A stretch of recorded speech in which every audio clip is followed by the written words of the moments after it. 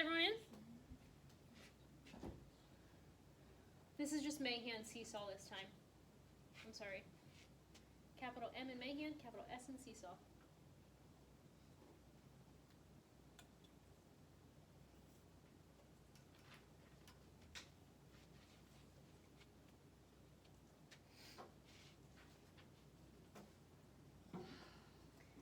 Okay, so I know a lot of us have used Seesaw this for remote learning, but like in Google Classroom, I'm basically going to give you an overview, kind of a little bit how it works, and then ideas for how you can use this now going into the school year in a physical classroom and kind of what that's going to look like.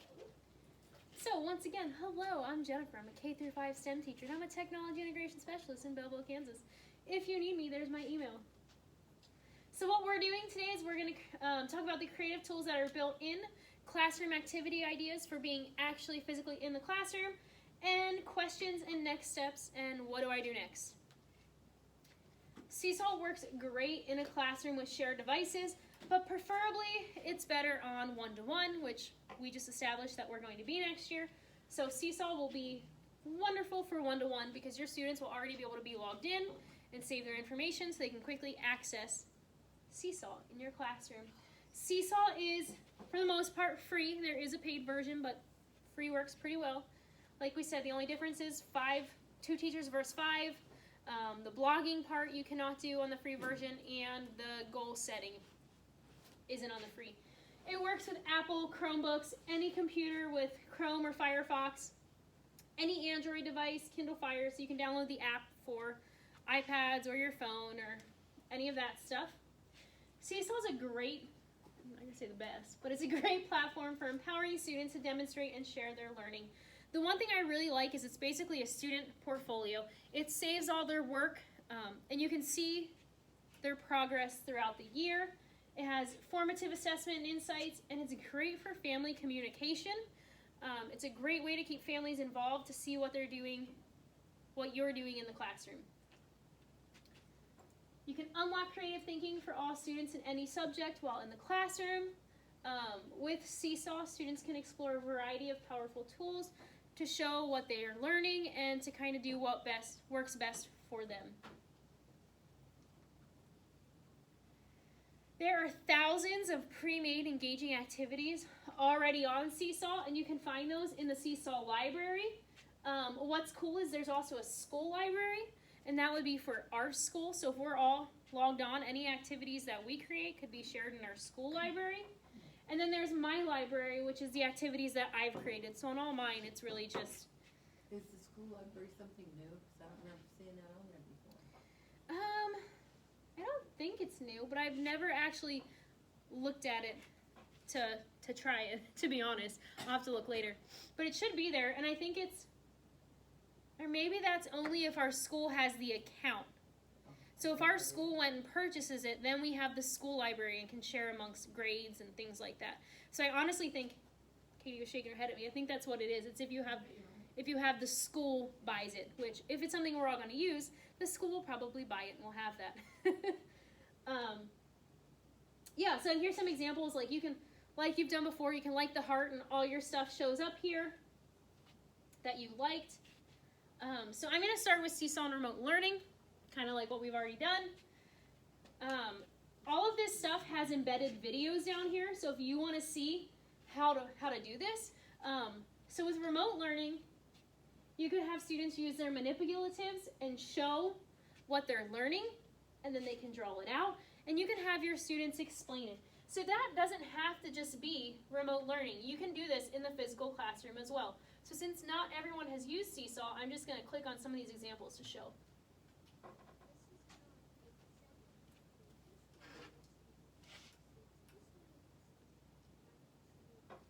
No? No? There, no, it came up. There. Oh. It might be on... It came up after. There it is. Come on. Or just move it. Can I physically move it? Yeah. No. Come on, little guy. That's why. Sorry.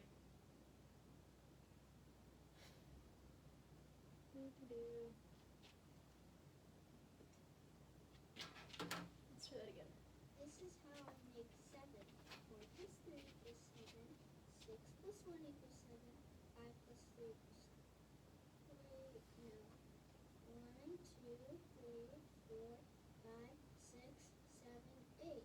Now I need to cross out one of this. Okay, and 5 plus 3 does not equal 7, so 5 plus 2 equals 7.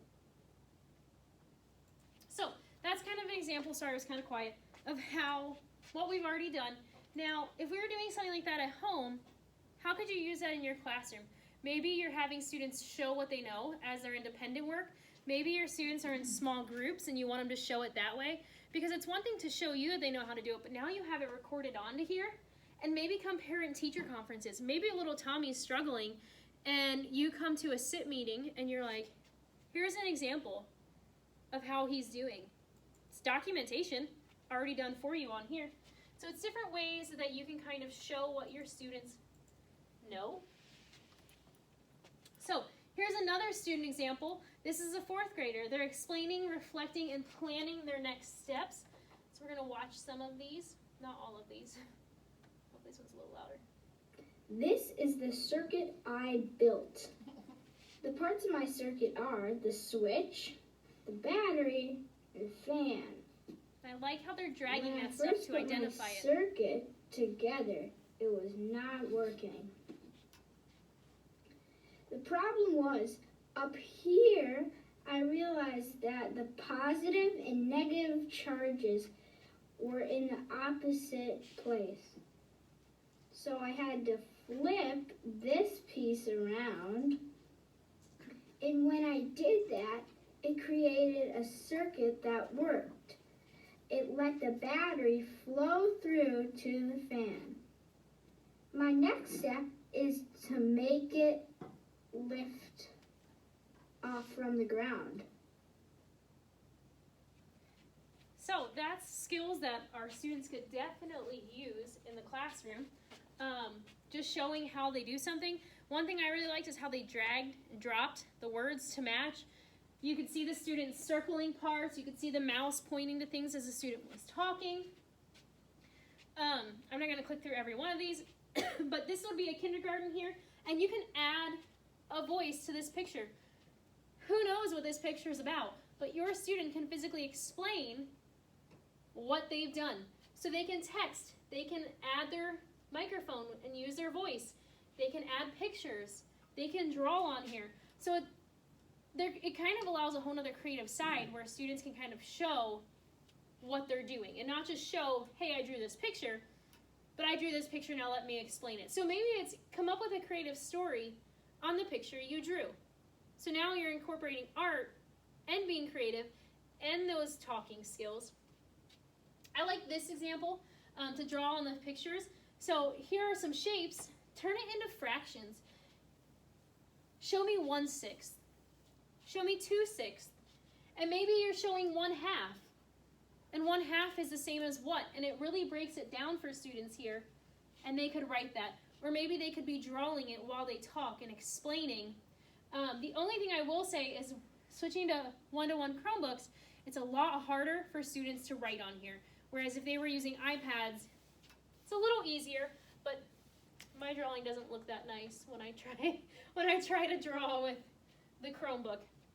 So you can demonstrate math concepts.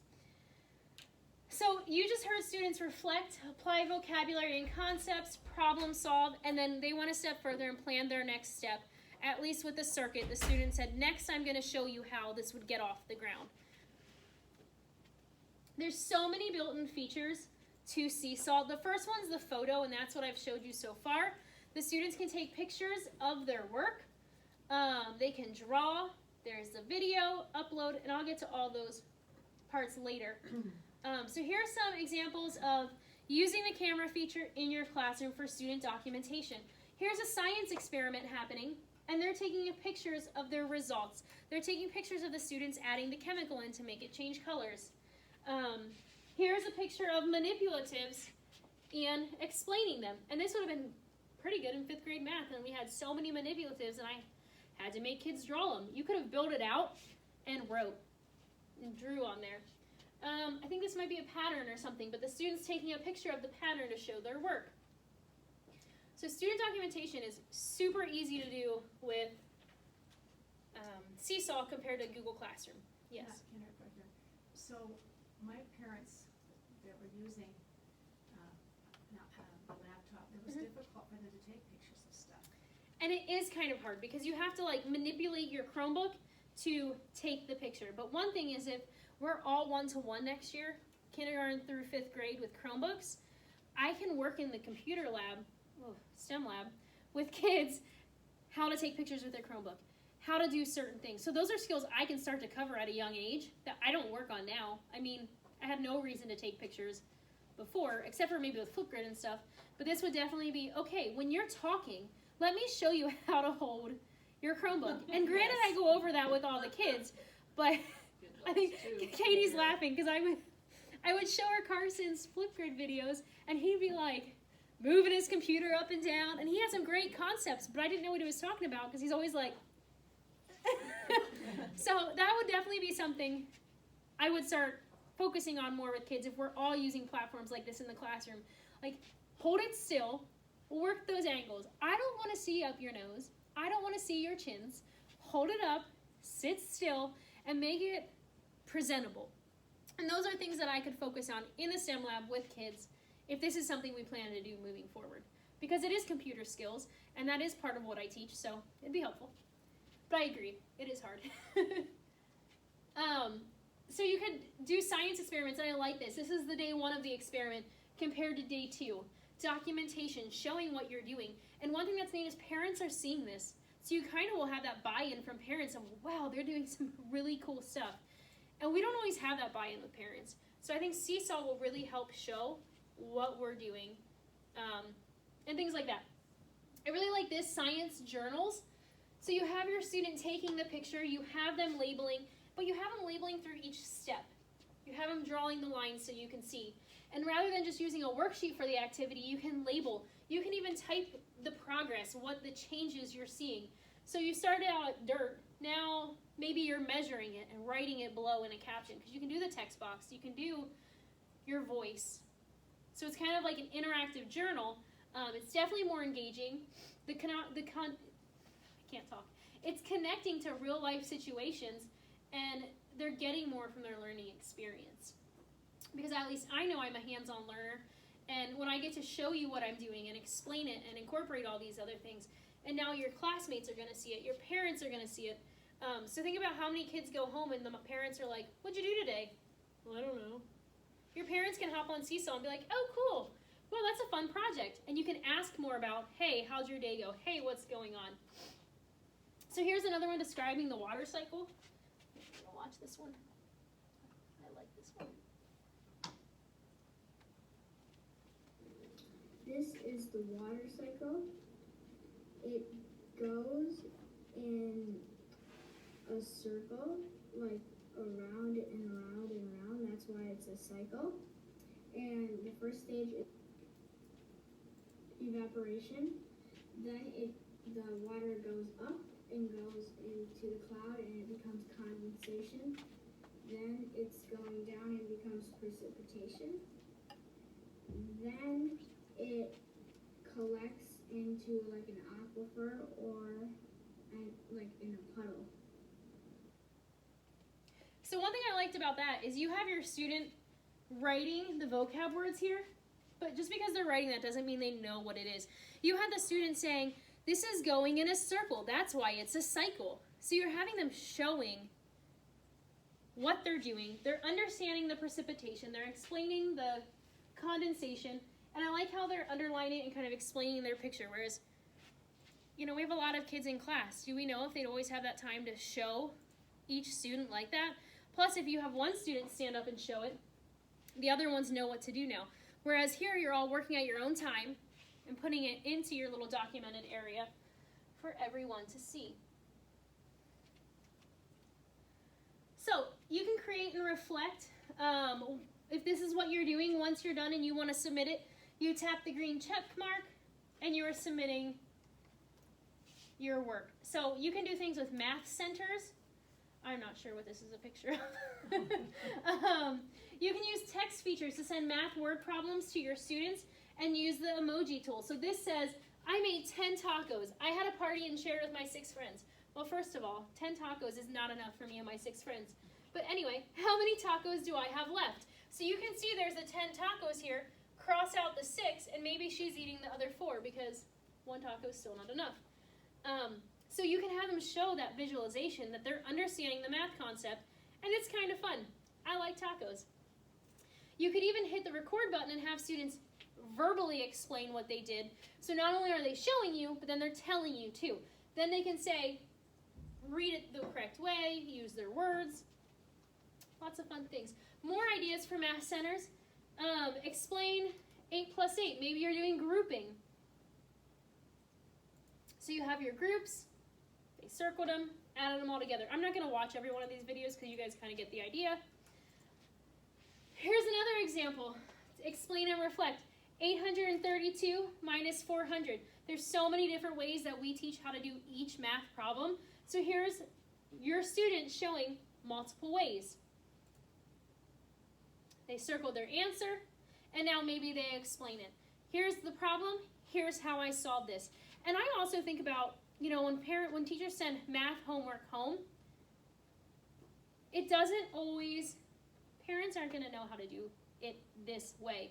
If you put something like this on Seesaw and parents see it, they're going to have a better idea how to help their student with the worksheet at home because they understand it. And as when I taught 5th grade math, the biggest complaint I heard from parents is, I have no idea how to help my kid because I don't understand what you're teaching. If you have examples like this and you have yourself using the language you want the parents to use or using the language you want your students to use, it's going to be easier for those kids and those parents to kind of work together at home. Granted, yes, I know we won't have all our parents who are going to jump on board and help, but if you have a student who's more independent, they can look at this. You can tell your kids, hey, look at Seesaw when you get home. I have examples on there, and it'll be helpful. Math vocabulary in context. Listen to this one.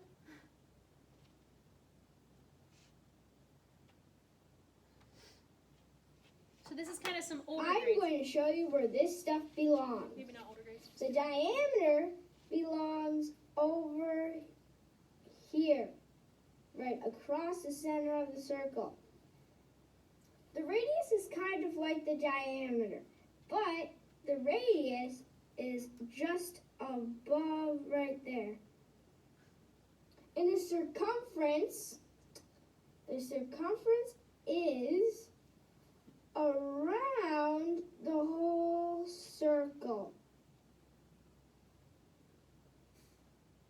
Now, what I liked is that this student matched the color of his text to the vocab word he was explaining. This is a great way to do formative assessment. It's going to take you a little bit longer to see if your kid knows it till you watch every video, but your student is matching his colors, he's using examples, and he's using his words to explain it. I liked that one. So this is an example from 5th grade math. You have 3.5 times 3 equals 10.5. Here's showing the work. Students can reflect what they know. It says, I can find the area of a rectangle with the fractional side length. So they have all their work here. And you can see that the teacher, I'm assuming this is your teacher, or maybe a family member, they liked it. This looks like maybe a family member. They liked it, and then they wrote a comment. So teachers, connected families, and peers can provide encouragement, constructive criticism, and suggestions for improvement. Now you can also shut off the commenting so students can't comment on each other or like each other's. That's an option for you. But maybe you want your students to go and look at these and help them. See if it's correct. Is it correct? Look at their work. Give them feedback. Because maybe they put something on here that's not correct. And you want your students to be double checking each other or learning from each other. And that's one way they could do that too. I don't, and maybe it's just the way I had it set up or whatever, but I don't think peers could comment. I was the only one that could comment, or you could comment, or Katie could comment. teachers could comment, but not the. But I don't think. I think it was set up that way. You have to allow it to let students comment, and it's automatically set up, I believe, so that they won't. Like, first graders, I won't let them comment. But maybe my fifth graders, if I'm doing math and I want them to, you know, look at each other's work and evaluate it or give feedback, I would allow it. But I would say probably below even third grade, I probably would not allow comments. But that's just me personally.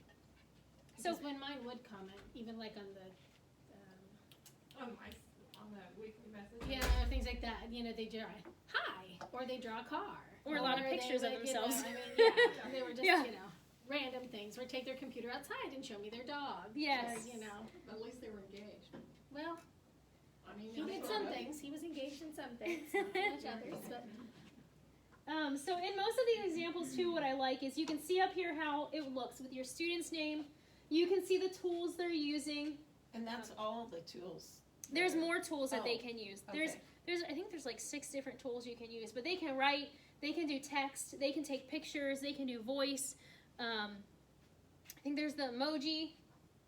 They can bring something in from their Google Drive. There's tons of different options here. It was difficult for kindergartners to write. Yes. Yeah. And that's probably going to be our hardest part with the Chromebook is the writing. So here is an example of just oral counting assessment. So this student's basically counting and drawing the numbers. We're not going to have to watch it, but if you want to watch it on your time, go right ahead. So they're using the drawing feature and the microphone. I actually like the journal entry. You can respond to writing prompts, use it as an exit slip, use it as formative assessment, reflection and goal setting. Now, you don't have to always do that as whole class. You could do it in small groups. You could do it in stations. There's tons of different ways you could use Seesaw in your classroom. Would it be easier with a mouse? I mean, some people feel like Brady has to have a mouse, and like I don't, but I just didn't know if the writing part, if that would be developmentally, if they had a mouse, but then that's more money and more I don't know that things it to makes it manage. any easier. I know in the STEM lab, I don't use the mouse. I make kids learn the mouse. I think we gave one mouse out to a student, 1 or 2. I have maybe 30 in the STEM lab, but I don't. Actually, I think I gave I just Darren didn't some. know if you know developmentally. Developmentally Or a for kindergarten, touchpad, if that would. Yeah. for kindergarten, it's They going got to be touch hard. screen. Yeah, But But they I- get better at that kind of stuff when you yeah. practice with Yeah. it. And I did a lot of activities that kindergarten hated, which it was like just literally you dragging things places. Because I wanted them to get used to the whole put your finger on the mouse pad and you have to drag it. I'm like, well, my finger hurts. Drag it anyway. Like, you gotta learn, you know? So I think things like that would still help them with getting better at using the mouse. And it's just something, if we're going to do one-to-one and we're going to do this stuff, that I need to hit harder in the beginning of the year and maybe push STEM out a little later for kindergarten and first grade. So here's an example of a literacy station. I like this one, so we're going to watch this one. That's what kindergarten works. Yeah. It's pretty quick, too. These are the words that have T in them. To, that's, what, and the. So they're doing a sort, and then they're explaining it to you why they picked the words, how they did it, and they're putting their letters up top. So it's a great way to show different concepts, and if you look, they're using the microphone, they're using their pen, and there's a few different ways you can use your pen, little marker, fine tip, highlighter. So it's just documenting their work. Spelling activities, I thought this was cute. They're almost like Play-Doh or magnetic letters, and I think they're spelling words, and they're taking pictures of it. So you can do spelling activities that can be documented and shared. Do nouns, do verbs, adjectives, any sort of sort can be transformed with a simple worksheet into an engaging digital resource. And as you sort these, students can record themselves putting each of these words into a sentence. You can take it so many steps farther. So maybe one student spelling these words was enough. Maybe one student needed more, and you're going to have that kid go through, okay, now make sentences out of these words. Do something else. So you can do that differentiation with those students by having little Timmy do this, little Johnny might do this, and so forth and so on. And if you see, again, they're using the camera, the microphone, and the pens. A sight word check. I can read this week's sight words. I'm not going to make us listen to this one, but obviously the student read the words and circled the one that maybe they read incorrectly. So this could be a literacy station. Another literacy station idea is reading fluency. You can have students read on here, so maybe this is what I want them to read. Before Bean met Ivy, she's reading this, you're checking the progress of the student's reading, and then she's making a prediction or what she thinks is going to happen about that. So she's showing her comprehension, you're showing your reading skills, and now you have documentation of how the student's reading. So maybe if you're at can't think of what it's called, I just talked about it, a SIT meeting, and you want to show that this student's having trouble reading. Right here's proof of how this student's reading. If you want to show at conferences, hey, so-and-so is improving at reading, great job. Here, I can play them reading. And it's all on here. Maybe they're seeing it every day because they're seeing what the students are posting. And now your parents are only seeing what that student is posting or you're posting. So the parents aren't seeing everybody's stuff. So it does have some privacy there. You can create labels in literacy centers. So you have these here, and they're sorting the words. So it's a first grader here explaining a word sort, why they sorted the words that way. Students can draw on photos. This is kind of similar to like the book snap I did in Google Classroom. You can do that here. So it's an ELA independent assignment. They're underlining certain things. They're putting text boxes and arrows to explain it all. So they're using the photo, the text, and then their words here. I actually think this is a really cool idea. Here's an example of the book snaps I just talked about. Literature, ELA, independent work. So obviously they're taking a picture of the book. They're posting maybe, they're reflecting something. So they can, all sorts of different things they can use here. Now I'm going to talk about the drawing tool. You can label and add text, draw and record, make a collage with multiple photos. You can add backgrounds, you can add shapes, you can add a caption with the text or voice. You can annotate the drawing with any of these. You can choose your color. So there are so many tools in Seesaw. They're always here to use. So here's some examples on labels on photos. I don't even know what that word is, but it's a lever. They're explaining what they created. So I think personally in the STEM lab, this would be a great tool for me to use to have students show what they're doing. Because not parents, teachers, they don't always know what I'm doing in the STEM lab. And I can do stuff on Flipgrid, but it'd be super simple to just take a quick picture, label it, explain it, and this is another way I could be using the design process to show what we're using. What are you interested in learning about this year? So here's a picture, maybe the student drew of themselves, and they're putting their goal. You could put a goal, what you think they're going to learn, what they're excited about this year. You could do New Year's resolutions, all sort of different things. This could be a station, this could be a whole class assignment, this could be independent work, so you have options. Sketch your goals for this school year and record your voice telling why. So, easy beginning of the year activity, learn how to use Seesaw, show me how to use the tools, and here's your goals. Healthy habits, goals, league tennis champs, this is probably a high schooler, and then green check when you're done. And then if you want any of these activities, there are links for them, and that will take you to the library to show you these pre-created activities. Art, music, and PE could use this. Here's a piece of art the student created. They named it, and then they can explain their artwork. Explain maybe what they're doing, what the concept is, why they chose to do it that way. Create interactive displays, share assignments at parent-teacher conferences. So one thing that I really liked about this, a big thing I love about Flipgrid is that I could use the augmented reality and the QR codes.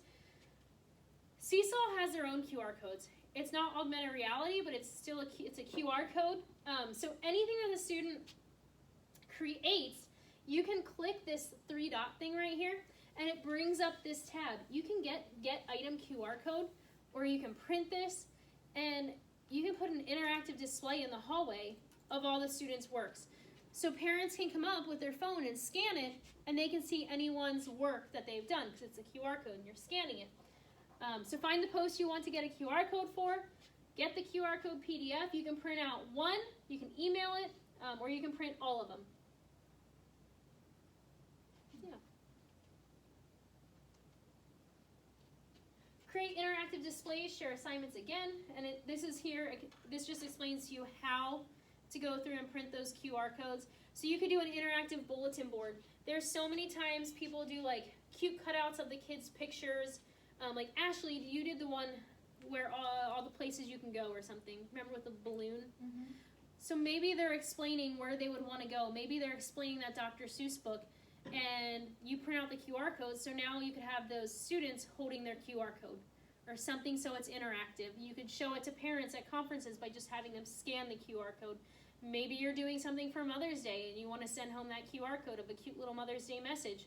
You could just send the QR code home. Is that how you did the random active lines? Or was I that a used Flipgrid. Yep, Yeah, I thought used that was Flipgrid. a But you can Flipgrid. do something very similar with this. Yeah. So remote learning to the classroom. Introduces one tool at a time and explain expectations in classwork with Seesaw. So a lot of these students have already started using Seesaw or Google Classroom or whatever for remote learning. But they never really got probably the explanation that they deserved to use this. So what I would do in the beginning of this school year is, yes, they might have already used it, but if I plan on using this in my classroom, I want you to know my expectations. I want you to know how to use this correctly. Because a lot of times, as I would go through people's different works, certain students will put, I don't want to do this, or done, and you never really did it. So maybe talk to the students about how, that's not acceptable in the classroom. Here's what I expect from you. If you're going to put done, you need to have the work done. You need to have this, or show it to me. So if your students use shared devices, you can set up a Seesaw Center. So you can do centers, you can do different activities. With being one-to-one, you can do this in small groups. You can do this as whole group instruction, all sorts of different ways. And it's going to take you longer the first few times to create your lessons into Seesaw, but once you have them, you can use these lessons year after year like you normally would. You'll have them saved. So here's some activities just to teach you how to get started. And these activities show you every feature. So like activity 1 shows you certain things here. Activity 2 is showing you like how to take a picture, writer's workshop. Activity 3, get to know you. Activity 4, my goal. Activity 5, explain your math. So these could all be different centers inside of your second grade. One of my favorite features with Seesaw is you can upload anything from your drive and any links. So when I was doing things on Seesaw for STEM, I was uploading from my drive. If you want to include Flipgrid or anything like that, or Brain Pop, or any other random video you want to share from YouTube or something, I guess you can do video there, but you can upload a link. So anytime that students post, this is their options. Once you click the add a file, I can select from my computer or I can select from my Google Drive. I usually use my Google Drive. So you can pull photos or PDFs or your Google Drive. Some examples students could do: narrative and informational writing. So this doesn't just have to be done in kindergarten or first, second grade. You can do these in high school. So this is English language arts. These are pre-made lessons for writing in 11th, 10th, 12th, 7th, 6th, and 9th grade. You can see how many teachers like this and save this lesson. And then it tells you if you want to use this, if you want to edit it, here's how you do it. And then there's a link to the activity if that's something you are interested in. And this is this is for Google Docs, if you want to use Google Docs with your Seesaw. This next one is Google Slides. If you want to show the judicial branch, there's the teacher's notes here in Seesaw. It's easy for teachers to collect all the students' slides in one place. Students can use the microphone then to explain their thinking. So not only are they showing you their slides, now they're adding their words. They're recording themselves. They're showing maybe why they came up with this, why they made it look like that. So you can share this activity by tapping the green share button. Students sign into Seesaw, and then students will follow the steps to complete the activity. So then here's what the students will see when they go to submit it. And you can see 25 teachers like this, what grades it's for, things like that. So like I said before, Seesaw goes with Google Classroom. Maybe you're assigning the assignments on Google Classroom and they're showing them on here. Because maybe you want to allow students to see each other's assignments. On Google Classroom, when you submit an assignment, you don't see your classmates' work. Whereas Seesaw, you can see the work your classmates are doing. So when your students capture learning from Google Classroom in their Seesaw portfolio, they can better show their thinking and share with others for support. So students, if you have that commenting open, they can comment on each other's stuff. You can now add your words. You can still draw those pictures and move things around and label. That's an option when you kind of combine them. So it says get more of a complete picture of student progress. You can create in Drive and present in Seesaw. But you don't have to use Google Classroom to do that. You could literally just use your Drive.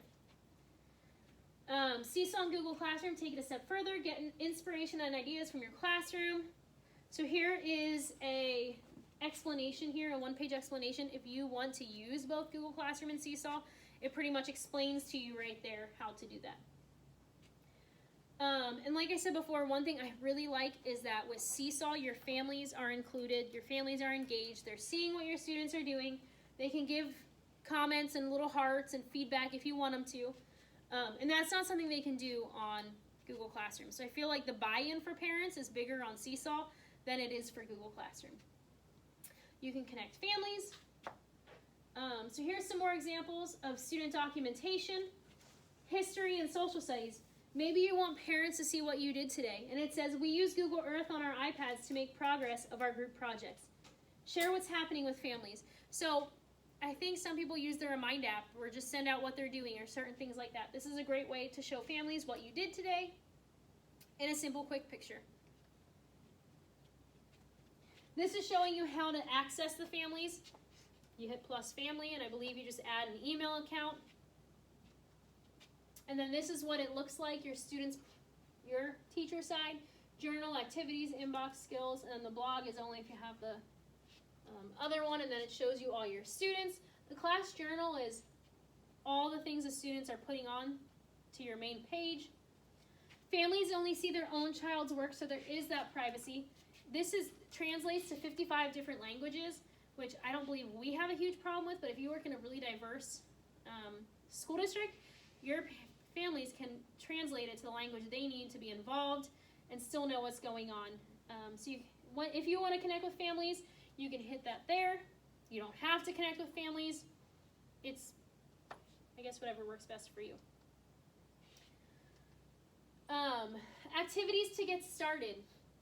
When you want to start planning activities, you just click Getting Started with Seesaw in first grade. And there's activities pre-made there for you when you put your grade level in. So this is the Seesaw Library. You can select your grade. You can select the subject. Like I said, my library just shows the activities that I would have made or that you made. So now I'm going to share some ways you can use this in your classroom. You don't have any questions so far? A couple screens back, there was skills. What, I don't remember. Skills was with the paid version. We got it free. It was basically, it was like goal setting. It was color-coded skills kids needed to work on. I never really used it, but when we got that free 90 days, wasn't it 90 days? You got it then. And the blog is like that too.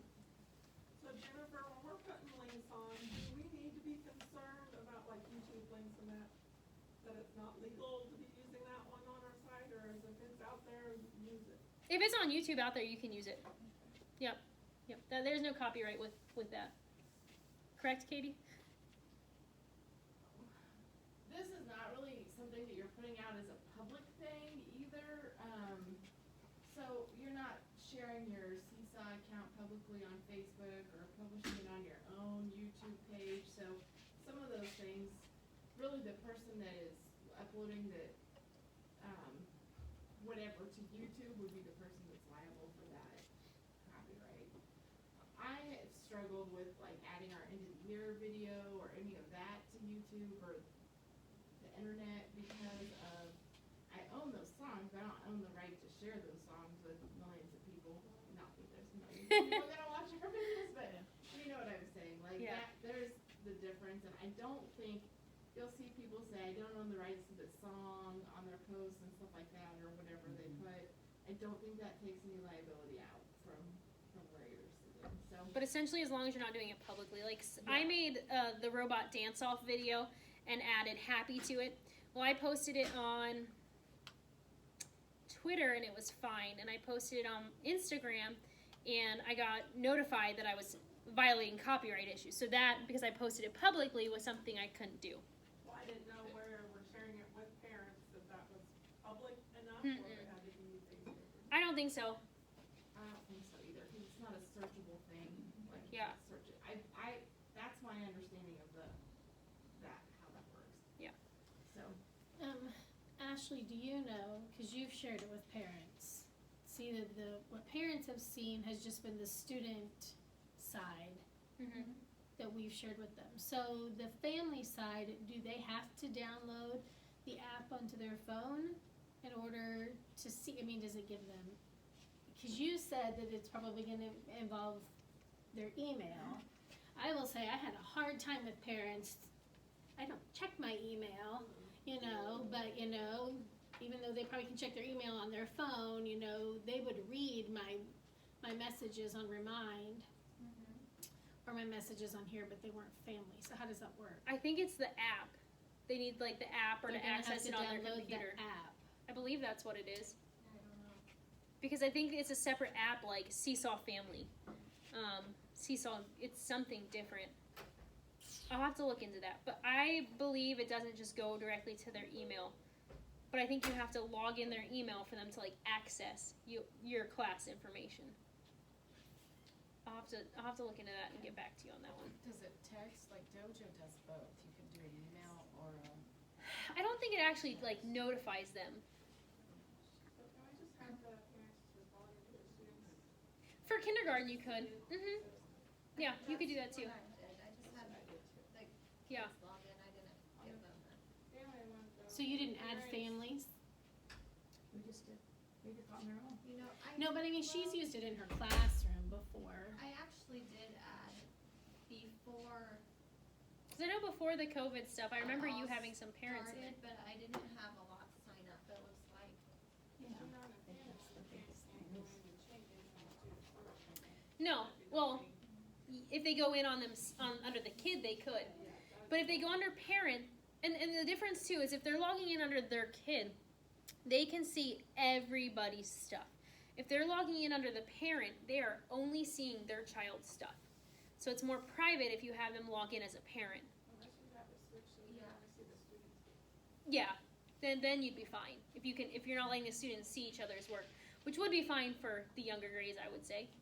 So you would just send the login that the kids would have, you just sent that home and said if you'd like to, here's the login.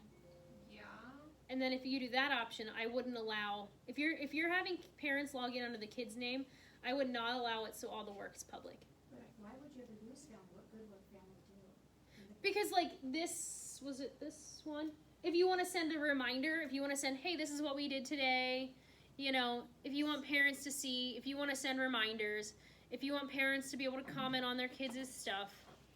I see family being, if we're in the building and we don't have to do any sort of at-home learning, the family is how you would want all your parents to be connected. Mhm. And then your kids would just be logged in at school. When they go home, it becomes kind of like the continuous learning plan, it kind of becomes Yeah.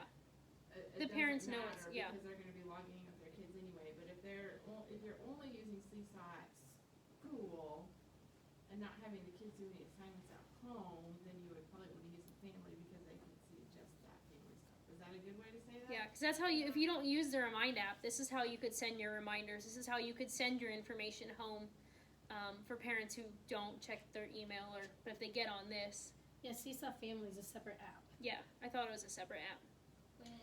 Before the COVID thing, when they would do like a fluency read or something, then the parents could comment.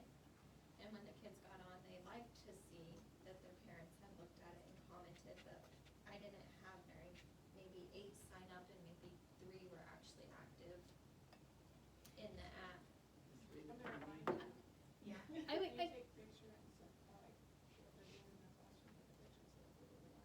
Mm-hmm.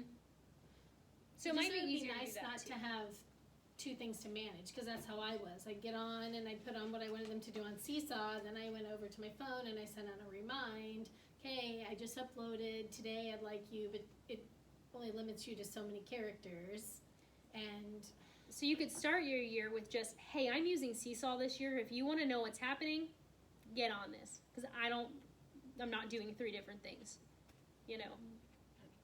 So maybe I'm confused because I haven't done Seesaw, but, so like JoJo, you have your news feed and you saw it. Mm-hmm. But that's where I posted like lesson plans, announcements, or whatever. So you're talking the family side of Seesaw. They have that book? Yeah, you can send a message. So, You know Sharon, what I'm on talking yours about. right now. But So when I I need log to- on, Because I was one of them. Oh, here you go. so when I log on to Sharon's, as an educator, this is what I see. If I want to add a lesson, I click the add button here. But you can add announcements. Then I see the journal, which is where everything is posted that students submit. So when we're talking about comments, these right here, you can like it, you can comment it. I don't know what all these do, but you can file it. So if this is reading and I have a reading file, I can add this. Here's your activities. This is what Sharon had assigned. Here's the inbox, which is if I want to approve this. And one thing I like too with Seesaw is you can set it up so you approve everything before it posts. Because Lord knows what someone might JoJo post. was, Yeah. And then the last one is skills, which is that no skills tag, and that was the how you can kind of do some goal stuff. And then your wrench showed all of your things. But if you want to add families, you click on this here and add turn on family access. It says families see all posts in their child's journals. Families get notified about new posts, so it will notify them if you send an announcement or want to send what you do. And teachers can privately message the families. And I kind of like that too. Because once, I might say this wrong, but I believe parents cannot message you until you message them first. So I don't think they can just, I don't remember. I remember reading about that. I don't remember if they can message you or not if you don't send them one. Something like that. But either way, you can message them through here too. Like, hey, so-and-so needs to add this assignment. So-and-so didn't do this. So if you're missing work, you can add it through here. If it's just another way to message and be in contact with parents. So I'm hearing 3 ways that you could be in touch with your parents: through an email, child's email, or through Remind, or through this. What is best? I mean, besides the old paper notes, I always. It's whatever works. It's whatever works And for you you don't and you're wanna give comfortable with. They're not gonna want 3 or 4 things. No. I personally would do it all through one thing. I would do it all through if I'm planning on using this, I would do it all through this And skip Remind or skip. and skip all that. But that's just because I want to make it the easiest I can for myself, and I don't want to work too much harder than I have to. By having the Remind app, by having all this stuff, I'm asking my parents to log into 3 things. If I want them to see the work, and if I want them to be able to comment, I would do it all through here. And if I needed a physical thing, maybe their planner. And if they're not answering any of this, maybe I might go to email. But They don't check email very well, do no. they? But for They me, less don't. is more. So I would stick with this, and I would stick to maybe their planner. That's what I did with JoJo. I did everything through JoJo. Yeah. I mean, did you like that? We did. Because that's what you're talking, that's what she's. according to my college student, people don't use email anymore. No, I don't. And I'm like, Mhm. My I mean- parents did a very good job with email, so I'll disagree. see, Yeah. mine didn't. Mine, I had the same 4 or 5 that on Fridays when I'd send out a parent email asking him, could you just give me, I didn't. Maybe you directed and, you know what I Well, mean, when like the I whole didn't tell. thing started, I said, We're gonna this use is gonna be an option, or this will be an option, do what works best for you. So, Your options are email and what else? you do this through the Seesaw. So I think it comes down to whatever your preference is, whatever you're most comfortable with. If that's what works for you, do that. If you wanted Remind and Seesaw, do that. I personally, like I said, less is more. I would only do this and be like, if you don't want to log on, then you're not going to get the information. Well, that was just me on the spare of the moment, okay? we're Yeah. doing this. Yes, and that's great. Adapt, figure out what works for you. Well, I still plan on doing paper notes, just like I always, this week, whatever. But I mean, I know that there's a lot of parents that, I quit sending pictures because it was such a hassle to print them, to put them on paper, to whatever, to send them home. So I think that would be valuable. And I probably, would put other things, but I probably will still send paper notes in their traveling folder. Well, and one thing for me is I lose all paper. Don't give me anything on paper. I'm either going to throw it away because it annoys me, or I'm just going to lose it. I'll tell you right now, I lose everything. This is all in one spot. And what I like is, you know how many parents, like, throw their kids' work away as soon as they get it home? They don't even look at it. So here, at least, they're able to see what their kids are doing, because half the kids throw it in the trash can on the way out the door, or it's crumpled, or parents don't care. This is a way that you can still show them what they're doing, and they can hear their kid explaining it in different ways. But Think how much time, though, you spend with training the folders going home. I mean, it's a... Well, it doesn't take too long because kindergarten uses it. Yeah, I mean, but so. I mean, it's systematic. It is not, so if, But at the same time, do what works for you. If this Yeah. doesn't work for you, do what you're comfortable with. Because, I mean, we're doing a lot of changing. You know, we did a lot of changing recently, Yes. moving forwards a lot. And basically, this is me just saying, don't throw away the information that you just got. Run with it in your classroom if you can. If you don't want to, I get it. But let me show you how you can take what you just spent 2.5 months focusing on. Let me show you how to use it, you know. If you really wanted to, like, make the paper notes, take a picture, then get a paper note and on. Yeah, that's a great idea too. Because like I said, I lose every note. I'm the only one talking here, but I'm also looking at like the only person that has an elementary kid in the last couple of years. I mean, that's a kind of a true statement there, but that's what Jenny would do a lot with Dojo, is it would, and it really would spark conversations at our house in the evenings of, hey, tell us about this picture or whatever, but those notes would come on paper, and a lot of times there'd be a picture of them, so. And I like that. Not One every year time, but. I had parents request spelling lists be sent through. So that because they said we either lose it by the end of the week or we're on the road. Yeah. Older That's kids' a really ball good games. So you can bring up the app on your phone and practice those words still. So that's nice too. Didn't add that to my list, but I like it. personally, that's how I use my electronics and both, because, but less and less using paper. I switched all to Google Keep. I do everything on my phone. Like when the lady comes and talks at us, what's her name? Skinny, short hair. Yes. I throw her paper in the trash before I leave every time. So I just type all the notes on Google Keep because I can bring them back up and I have them all there because I'm going to lose them so she thinks I don't pay attention. No, I'm typing your notes, lady.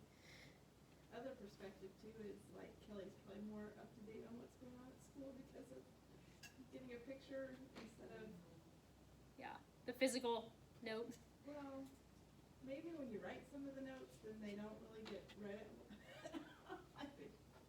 I mean, he just assumes I'm gonna tell him stuff. Well, and less and situation, less but- do older, I mean, they're pretty compliant at younger grades, but I've watched them, through the middle school for years. It's like, Yeah. I never know anything that's going on at school. Yeah. Well, there was me who paid attention to the physical notes and had access to it, but I think for busy parents who don't take a whole lot of time to pay attention to what their kids are doing, this would be an easier way than searching your book bag, than looking for the notes, then maybe you're at mom's this week and I'm dad, you still know what's going on. But I don't know. I don't know if there's a good answer for what works best. Anywho, I'm going to tell you how you can do it. So this is how else can I use Seesaw in my physical classroom. A Seesaw scavenger hunt with Seesaw Go. It's basically just, there's the QR codes. You can do a scavenger hunt through that. Send home a weekly newsletter. If you don't want to send a physical newsletter, you can record a video, kind of like what Katie was doing. Record a video and send a newsletter that way, or you can send a physical letter this way. It's not really physical, but it's there. You can use this as formative assessment. You can use this as your grades book. You can do step-by-step photo collage, which is what a lot of these kind of things we're doing. Share a question and have students comment and or give feedback to their classmates if you have that allowed. Some people do not. You can use a Seesaw extension, so just like there's so many extensions for Google, you can have a Seesaw extension, and you can grab any image and add to your Seesaw. Just pretty much click on it, the extension, and it will add it to your Seesaw for you. You can do a poster with presentation. You can put out a picture and have students caption this picture, just like we would have for Google Drawings. You can write a story with moving animation. If you're doing a flipped classroom or difficult math lesson, or even an absent student, it would not be hard to record yourself teaching the lesson. If you don't want to set it up like I did here, put your phone over here somewhere and just record a quick you teaching the main part of this lesson. Put it on Seesaw. Any kid that's not there today has that information. And I think of when homework's hard, especially with 5th grade math, this would have benefited me, because how many kids go home and have no idea what they learned that day? Their parents can't help them. Watch that video. They can watch me step by step show what we're doing. Or even I think of like Carrie, who's at the homework table, who doesn't always know exactly how you may have taught something. She could even hop on and watch that video. Send it to her. Options. Record your class instruction and post on Seesaw. Record a video self-assessment or reading log. So see your reading progress throughout the year, and it's great documentation if you're a SPED kiddo, or if you're going to a SIT, or even you want to show progress during parent-teacher conference and your family is not already on this. Video interview, group video presentations, student portfolios, student reflection, documentation again. You can grab any link and share with students on here. So just like we did on Google Classroom, if you want them to have the AR link, put it out here for kids to click on it and bookmark it. If you want them to have a link to a video you want them to watch, they can easily click on it and watch it. Can you do that through those tools, and then you go link and do that? I think when it was create, you can either do it through an announcement or you can do it through the tools. Yeah, just posting it. Okay. I really like this one, Math Fact Mania. If there's one thing I've learned about elementary students, they love to show what they know on their math fact. Think about if you say you're going to play the Around the World game in math. Kids are pumped. So basically, this just gives students a chance to write and record their math facts using the drawing tool, or they can orally recite their math facts, addition, subtraction, multiplication. So like if Ashley is teaching multiplication, maybe your student's going to go 3, 6, 9, 12, 15, 18, and that's them showing. Mm-hmm. And maybe they want to go back and be like, okay, I really struggled. I was like 3, 6, 9, 12. But you can see them progressing. Maybe if they practice this every single day, they can go back and be like, wow, I struggled. Look at me now. I know it. So it's options. You can have them do the video option on Seesaw. You can just record themselves with math manipulatives, have out the counters, tiles, the cubes, all different ways that you can have students explain a concept. I really like this I can statement, and I saw when I was Googling ways to use Seesaw in your classroom, this came up a lot. And you can have kids each day, once a week, basically start an I can statement that was a goal. So I can follow the directions today. So you're having kids tell you what they're planning to do. If someone's having a rough day, you can go back and be like, okay, your I can statement this morning was, I was going to, what did I say I can? I was going to follow the rules. Did you follow directions today? Did you follow the rules? Okay, no, well, what can we do tomorrow to do a better job? What can our I can statement be tomorrow that's going to be more realistic? A blogging day, write a how-to, share a recipe, tell a story, share an idea, discuss some of your favorite things. This could be, if you give writing time each week, if you have writing time in a small group, kids love to tell you random things. Let them tell you on here. And then again, I love the app smashing, where you're just combining different things. So you can add chatter pics. Have you guys seen that? It was an app on an iPad.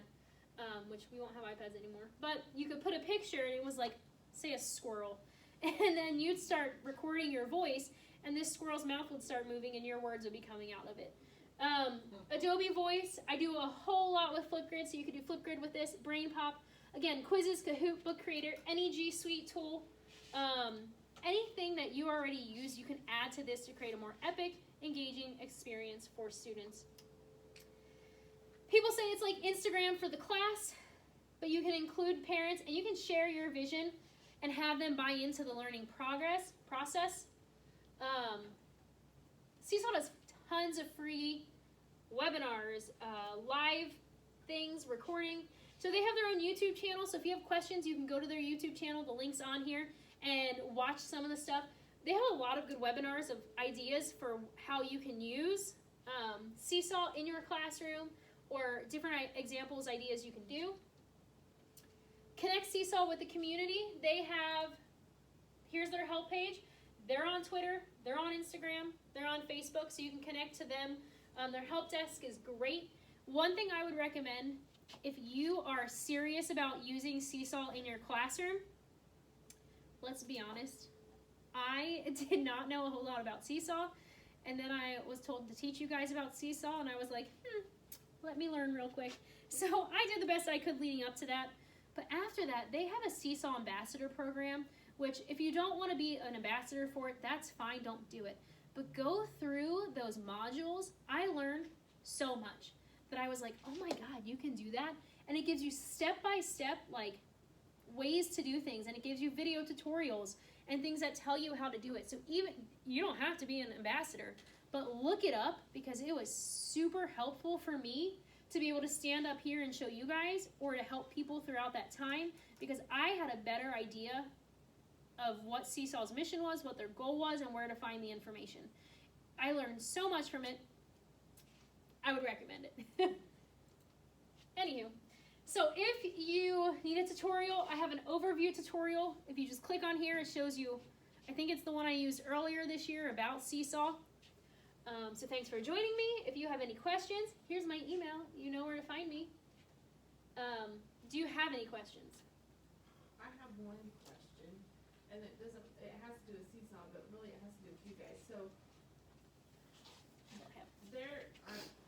while I'm sitting back here, I actually got a quote for Seesaw for next year, and I think it's